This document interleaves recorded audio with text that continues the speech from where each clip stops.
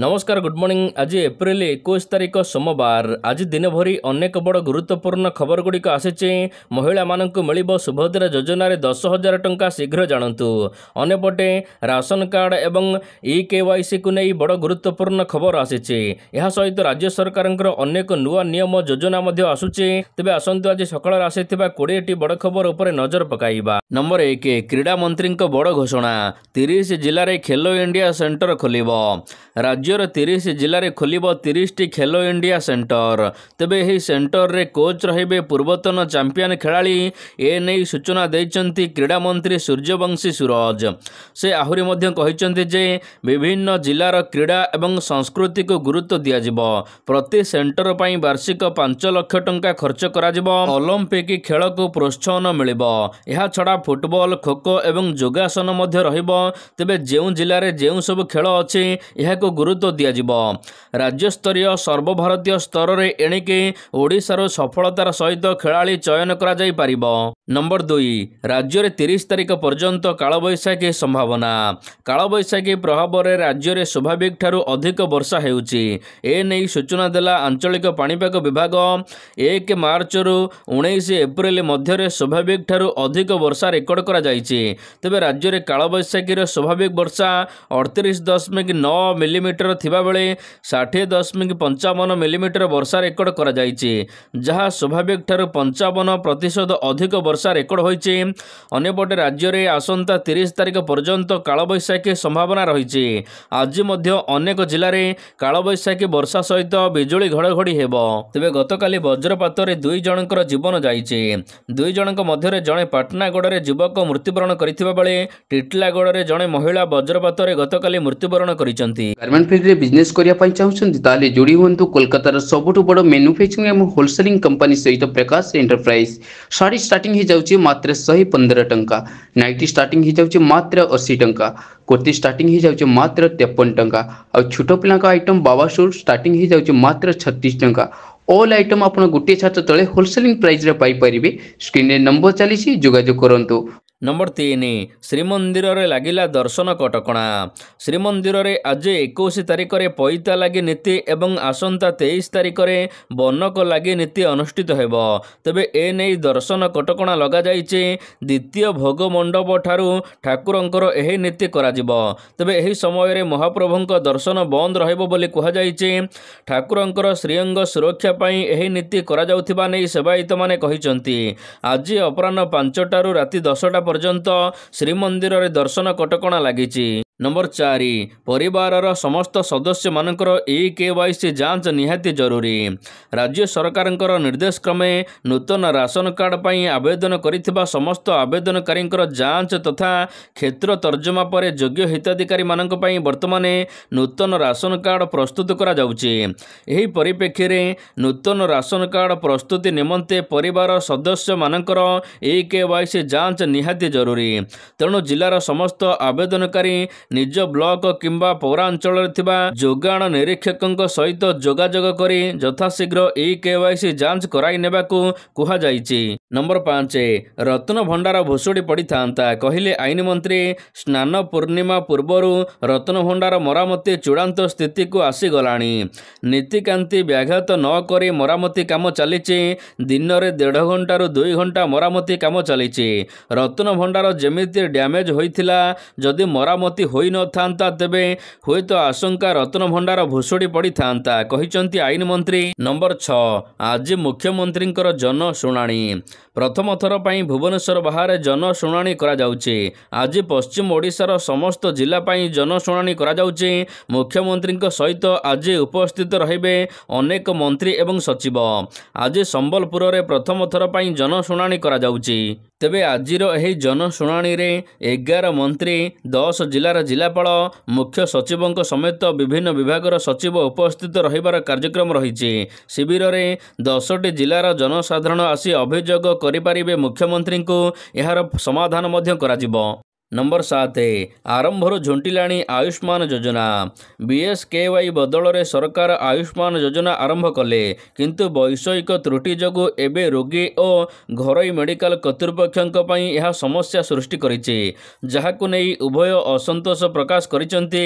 रोगींकर कौनसी समस्या नहीं किंतु हॉस्पिटल पक्षर वैषयिक समस्या मध्य रहुछि। सरकार कहउचंती आयुष्मान पई उन्नत सॉफ्टवेयर व्यवस्था होइछि किंतु 11 तारीख योजना आरंभ होइथिला बेले रोगी सॉफ्टवेयर समस्या जोगु हैरान होई पड़िचंती। रोगी कौनसी सूचना मध्य पाउ नाहंती। नंबर 8 सुभद्रा योजना रे एकाथरे मिलिबो 2टी किस्ती रे टंका। आसंता 24 तारीख रे मिलिबो सुभद्रा योजनार 6ठ पर्याय टंका। ए नै सूचना दैचंती उप मुख्यमंत्री प्रभाती परिडा। पुरी रे स्वतंत्र कार्यक्रम रे एही टंका बंटन करा जिवो। तबे मार्च 31 तारीख जाए जे माने आवेदन करिथिले सेही महिला मानकु टंका मिलिबो। 1,70,000 महिला पाइबे 2टी किस्ती रे टंका। 2टी किस्ती रे टंका 10,000 टंका मिलिबो सीधा सड़क महिला मानकु। नंबर 9 नुआ रूप पाइबो कोरापुट बस स्टैंड। विपद संकुल अवस्था 30 वर्षर पुराना कोरापुट बस स्टैंड। कोठा उपरे केतबळे इटा खसुची तो केतबळे सिमेंट खंड तळे पडुची। तबे एहार पुनरुद्धार करबाकू राज्य सरकार एबे अंटा भिडिचंती। नुआ बस टर्मिनाल पई राज्य सरकारक पाखरु 89 कोटी टंका प्रस्ताव डीपीआर को अनुमोदन मिली। कोरापुट पौरपालिका अध्यक्ष ललाट रंजन सेठी एवं समस्त काउंसिलर मध्य मुख्यमंत्री को भेटी एने अनुरोध करथिले। सरकार नुआ बसस्टाण्ड निर्माण पई एबे 86 कोटी टंका अनुमोदन करिथिबा कहिसंती कोरापुट विधायक रघुराम माछ। नंबर 10 यात्रा विवाद। यात्रा मालिक अभिनेता बापी पंडांक विवाद रे नुआ ट्विस्ट आसीची। विवाद बढ़िबा देखि यू टर्न नेले राजधानी और पार्वती यात्रा पार्टीर परिचालक जबत जीवन पंडा। से कहिसंती राग रुषारे सब होईची, कलाकारंक पई मध्य आमे चिंतित। बापी को मु अनुरोध करूची एबे से पुराना कथा भूली जातु आउ पुराना स्थिति को फेरी आसतु। समस्ते मिलमिशि पुणी थे काम करवा। खबर अनुसार किछि दिन तले यात्रा रे चलिथिबा विवाद संपर्क में कलाकार संघ एवं यात्रा मालिक संघ मध्य विवाद तू तू मे चली। नंबर 11 7 वर्षर नाबालिका को दुष्कर्म अभियुक्त फेरार। ढेंकानाल जिला हिंदोल रे लज्जिया 7 वर्षर नाबालिका को दुष्कर्म करी अभियुक्त फेरार। 7 वर्षर नाबालिका जनक घर निकट ताल सज गोटाइबाकू जाइथिबा बेले ताकू दुष्कर्म करी अभियुक्त माने फेरार हो जाइथिबा जଣା पड़िछि। दुर्बृत्त माने नाबालिका को दुष्कर्म करिबा परे ग्राम ठार किछि दूर रे ताल पत्र घोड़ाई ताकू फेरार हो जाइथिले। तबे शिशुटी संज्ञाहीन अवस्था पड़िथिबा बेले खबर पाई परिवार लोक शिशुको उद्धार करिसंती। अनुगुल जिला चिकित्सालय रे भर्ती करा जाइथिबा बेले एबे पुलिस साइंटिफिक टीम तदंत आरंभ करिछि। नंबर 12 सुभद्रा योजना रे बड़ त्रुटि, मृत पालटी गले जीवित महिला। पुणे सुभद्रा योजना रे त्रुटि देखा मिली। स्वर्णलता गिरी नामक जड़े जीवित महिला को सुभद्रा योजना रेकर्ड रे मृत बोली दर्शा जाइछे। संपृक्त महिला जनक निज हाथ में निजर मृत्यु कागजपत्र धरी बुलुचंती। तेबे यही घटना बालेश्वर जिला भोगराईर बोली जना पड़िछि।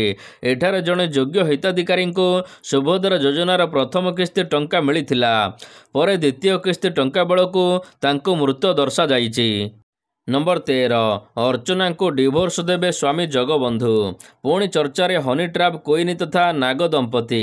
गत 2-3 वर्ष धरी तांको नारे गणमाध्यम ठारू आरंभ करी सोशल मीडिया सबुठारे ट्रेंड रे थिला। तेबे एबे चर्चा हेउछि कि जगबंधु एवं अर्चना दुई अलगा हेबे।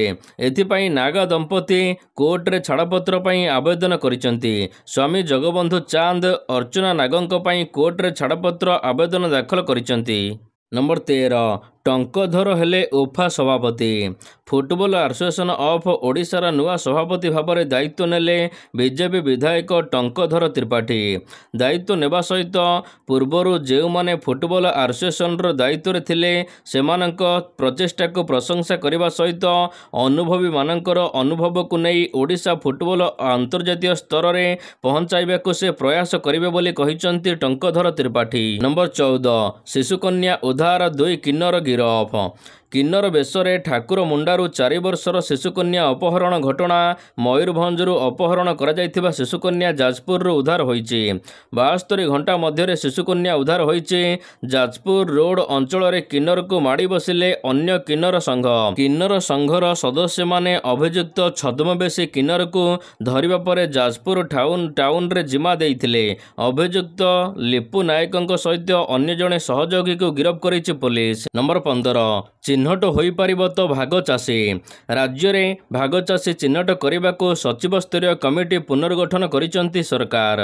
ରାଜସ୍ୱ ଓ ବିପର୍ଯ୍ୟୟ ପରିଚାଳନା ବିଭାଗ ଅତିରିକ୍ତ ମୁଖ୍ୟ ସଚିବଙ୍କ ଅଧ୍ୟକ୍ଷତାରେ 7 ଜଣିଆ ଟିମ୍ ଗଠନ ହୋଇଛି। ଭାଗ ଚାଷୀ ଆଇନ ଆଣିବାକୁ ଏମାନେ ପରାମର୍ଶ ଦେବେ। ହେଲେ ପ୍ରଶ୍ନ ଉଠୁଛି, ଦୀର୍ଘ ଦିନରୁ ଚର୍ଚ୍ଚା ହୋଇ ଆସୁଥିବା ଭାଗ ଚାଷୀଙ୍କୁ ଚିହ୍ନଟ ପ୍ରକ୍ରିୟା ସମ୍ଭବ ହେବ କି ନାହିଁ। ନମ୍ବର 15 ଜଙ୍ଗଲ ନୂଆ ସୃଷ୍ଟି କର, ନହେଲେ ଆରେଷ୍ଟ ହେବାକୁ ପ୍ରସ୍ତୁତ ରୁହ, କହିଲେ ସୁପ୍ରିମକୋର୍ଟ। ହାଇଦ୍ରାବାଦ ସହରର କାଞ୍ଚାଗାଛି ବୋଲି ଜଙ୍ଗଲ ବର୍ତ୍ତମାନ ଜାତୀୟ ସ୍ତରରେ ବଡ଼ ପ୍ରସଙ୍ଗ ପାଲଟିଛି। HSU ବିଶ୍ୱବିଦ୍ୟାଳୟ ନିକଟରେ ଥିବାରୁ ଏହାକୁ ହାଇଦ୍ରାବାଦର ହାର୍ଟ ବୋଲି କୁହାଯାଏ। 400 ଏକର ଅଞ୍ଚଳରେ ଏହି ଜଙ୍ଗଲକୁ ଗ୍ରୀନଲ୍ୟାଣ୍ଡ ବୋଲି ମଧ୍ୟ କୁହାଯାଏ। ତେବେ ଏହି ଜଙ୍ଗଲ କଟାଯାଉଥିବାରୁ ଏହି ଘଟଣା ଏବେ ସୁପ୍ରିମକୋର୍ଟରେ ପହଞ୍ଚିଛି। ତେବେ ସୁପ୍ରିମକୋର୍ଟ ତେଲେଙ୍ଗାନା ଚିଫ୍ ସେକ୍ରେଟାରୀଙ୍କ ଉପରେ ଖୁବ୍ ବର୍ଷିଛନ୍ତି। ଜଙ୍ଗଲ ରିଷ୍ଟୋରେସନ ନହେଲେ ଜେଲ୍ ଯିବାକୁ ରେଡି ରୁହ ବୋଲି ସଫା କହିଛନ୍ତି ସୁପ୍ରିମକୋର୍ଟ। ନମ୍ବର 16 ଆଧାର କାର୍ଡ ଯାଞ୍ଚ କରିବ SSC। କର୍ମଚାରୀ ଚୟନ ଆୟୋଗ SSC ମଧ୍ୟ ଆଧାର କାର୍ଡ ଭେରିଫିକେସନକୁ ବାଧ୍ୟତାମୂଳକ କରିବା ନେଇ ନିଷ୍ପତ୍ତି ହୋଇଛି। ୟୁନିୟନ ପବ୍ଲିକ ସର୍ଭିସ କମିଶନ ଏବଂ ରେଲୱେ ନିଯୁକ୍ତି ବୋର୍ଡ ପରେ ବର୍ତ୍ତମାନ SSC ମଧ୍ୟ ଏହି ପଦକ୍ଷେପ ଗ୍ରହଣ କରିଛି। ସୂଚନା ମୁତାବକ ବର୍ତ୍ତମାନ ପ୍ରାର୍ଥୀମାନଙ୍କୁ SSCର ପରୀକ୍ଷାଗୁଡ଼ିକ ପାଇଁ ଅନଲାଇନ୍ ରେଜିଷ୍ଟ୍ରେସନ କରିବା ସମୟରେ, ପରୀକ୍ଷା ପାଇଁ ଫର୍ମ ଭରିବା ସମୟରେ ଆଧାର ଭେରିଫିକେସନ କରିବାକୁ ପଡ଼ିବ। ନମ୍ବର 17 ଖୁବ୍ ଶୀଘ୍ର ଆସିବ ବନ୍ଦେ ଭାରତ ସ୍ଲିପର ଟ୍ରେନ୍। ଏଣିକି ଆହୁରି ସହଜ ହେବ ବନ୍ଦେ ଭାରତ ଟ୍ରେନ୍ରେ ଯାତ୍ରା। Vande Bharat super sleeper train launch କରିବାକୁ ଯାଉଛି। ଏହା ପ୍ରଥମ ପର୍ଯ୍ୟାୟରେ ଦିଲ୍ଲୀ ହାଉଡ଼ା ଟ୍ରାକ୍ରେ ଗଡ଼ିବ। ରିପୋର୍ଟ ମୁତାବକ ଏହି ଟ୍ରେନ୍ ଦେଶର ଅନେକ ଗୁରୁତ୍ୱପୂର୍ଣ୍ଣ ରୁଟ୍ରେ ସେବା ଦେବ। ପ୍ରଥମ ଥର ପାଇଁ ଦିଲ୍ଲୀ ହାଉଡ଼ା ରୁଟ୍ରେ ଏହାକୁ ସାମିଲ କରାଯାଉଛି। ରେଳମନ୍ତ୍ରୀ ଅଶ୍ୱିନୀ ବୈଷ୍ଣବ ସେପ୍ଟେମ୍ବର 2024ରେ ବନ୍ଦେ ଭାରତ ସ୍ଲିପର ଟ୍ରେନ୍ରୁ ପରଦା ଉଠାଇଥିଲେ। ଏହି ଟ୍ରେନ୍ ଖୁବ୍ ଶୀଘ୍ର ଗଡ଼ିବାକୁ ଯାଉଛି ଦେଶରେ। ନମ୍ବର 18 ବିଶ୍ୱରେ ପ୍ରଥମ ଥର ପାଇଁ ମଣିଷ ସହିତ ଦୌଡ଼ିଲା ରୋବୋଟ। ଚୀନ ଦୁନିଆର ପ୍ରଥମ ହ୍ୟୁମାନାଏଡ୍ ରୋବୋଟ ମାରାଥନ ପ୍ରତିଯୋଗିତା ଆୟୋଜନ କରିଛି। ଶନିବାର ଦିନ ଏହି ପ୍ରତିଯୋଗିତାରେ 11 ରୋବୋଟ ମଣିଷ ସହଯୋଗୀଙ୍କ ସହିତ ଦୌଡ଼ିଥିଲେ। ରାସ୍ତାରେ ମଣିଷଙ୍କ ସହିତ ରୋବୋଟଙ୍କର ଦୌଡ଼ିବା ଦେଖି ଲୋକେ ମଧ୍ୟ ଭିଡ଼ ଜମାଇଥିଲେ। ତେବେ ଏହି ଆୟୋଜନ ଏପରି ସମୟରେ ହୋଇଛି ଯେତେବେଳେ ଆମେରିକା ଏବଂ ଚୀନ ମଧ୍ୟରେ ପ୍ରଯୁକ୍ତିକୁ ନେଇ ପ୍ରତିଯୋଗିତା ଲଢ଼େଇ ଚାଲିଛି। ନମ୍ବର 19 ଗିଲ୍ଙ୍କ ଉପରେ ଲାଗିଲା 12 ଲକ୍ଷ ଟଙ୍କାର ଜୋରିମାନା। ଜୋରିମାନା ଗଣିବେ ଗୁଜରାଟ ଟାଇଟାନ୍ସ ଅଧିନାୟକ ଶୁଭମନ ଗିଲ୍। 2025 IPLରେ ସ୍ଲୋ ଓଭର ରେଟ୍ ପାଇଁ ତାଙ୍କ ଉପରେ 12 ଲକ୍ଷ ଟଙ୍କାର ଜୋରିମାନା ଲାଗିଛି। ଦିଲ୍ଲୀ କ୍ୟାପିଟାଲ୍ସ DC ବିପକ୍ଷରେ GT 7 ୱିକେଟରେ ଜିତିବା ପରେ BCCI ଦ୍ୱାରା ଏହି ଜୋରିମାନା ଲାଗୁ କରାଯାଇଛି। ଏନେଇ IPL ପକ୍ଷରୁ ଏକ ବିବୃତ୍ତି ଜାରି କରାଯାଇଛି। ନମ୍ବର 20 ଶ୍ରୀଲଙ୍କା ଯିବ ଓଡ଼ିଶା କ୍ରିକେଟ ଟିମ୍। ବିଦେଶ ଯିବ ଓଡ଼ିଶା କ୍ରିକେଟ ଟିମ୍। ଶ୍ରୀଲଙ୍କା ଯିବ ଓଡ଼ିଶା କ୍ରିକେଟ ଟିମ୍। ତେବେ ଏହି ଗସ୍ତ ବେଳେ ଓଡ଼ିଆ କ୍ରିକେଟ ଖେଳାଳିମାନେ ସେଠାରେ ଶ୍ରୀଲଙ୍କା ଟିମ୍ ସହିତ ମ୍ୟାଚ୍ ଖେଳିବେ। ଆଗକୁ ଏକ ଦକ୍ଷ ଟିମ୍ ସୃଷ୍ଟି କରିବାକୁ ଲକ୍ଷ୍ୟ ରଖିଛି OCA। ଆଉ ଏଥିପାଇଁ ଏପରି ଅନ୍ତର୍ଜାତୀୟ ସ୍ତରର ଖେଳାଳିଙ୍କ ସହିତ ମ୍ୟାଚ୍ ଖେଳିବେ। ଏକ ନୂଆ ଅନୁଭୂତି ସାଉଁଟିବେ। ଏଥିପାଇଁ ଓଡ଼ିଶା କ୍ରିକେଟ ଆସୋସିଏସନ ପକ୍ଷରୁ ନୂଆ ପ୍ରୟାସ କରାଯାଉଛି। ପୂର୍ବରୁ ମଧ୍ୟ ଏଭଳି ଲକ୍ଷ୍ୟ ନେଇ ଓଡ଼ିଶା କ୍ରିକେଟ ଟିମ୍କୁ ବିଦେଶ ପଠାଯାଇଥିଲା।